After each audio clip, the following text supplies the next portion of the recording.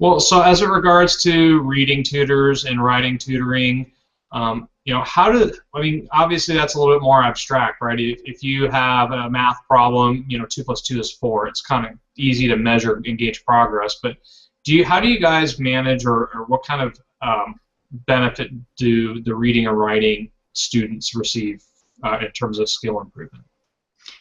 You're right, Eric. It's harder to judge, but we have them come in when they first start the program to do the assessment. So we do a full assessment which shows their beginning levels in phonics, sight words, reading comprehension, and all facets of that. Are they good at inferencing yet? Do they have good study skills? There are so many components that go into that.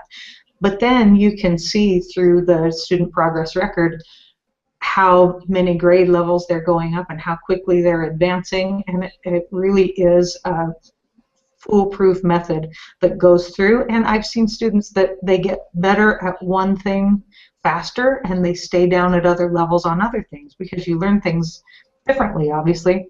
But we are able to track that, and then we do re-administer the assessments at various hours of the program too. So you can see a somewhat quantifiable improvement. To me, when they get closer to that grade level, that's when you see the improvement in school. Because sometimes we're filling in skill gaps. Like I had a 4th grader in here last week whose reading comprehension level was down at 2nd grade. Well, they're not teaching that in 4th grade anymore, so we're having to go back with him and fill in these gaps. Well, he is working on 4th grade level for 40 hours a week at school, and then we're getting him 6 hours a week here. It takes a little while to be able to see the improvement in school. To me, the first thing parents will always notice about their student is the increase in confidence and the increase in motivation. The fact that oftentimes they won't fight with them as much on homework now, because they will attempt it much more than they used to.